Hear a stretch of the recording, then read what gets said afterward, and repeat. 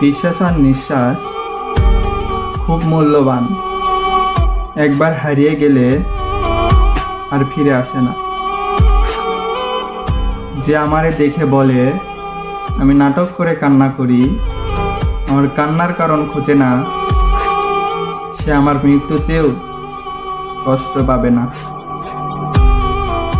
পৃথিবীতে সবকিছু বুঝতে সময় লাগে, কিন্তু ভুল বুঝতে এক মুহূর্তেরই যথেষ্ট। তাকেই বেশি মনে পড়ে যে সারা দিনেও একবারও আমার খোঁজ রাখে না।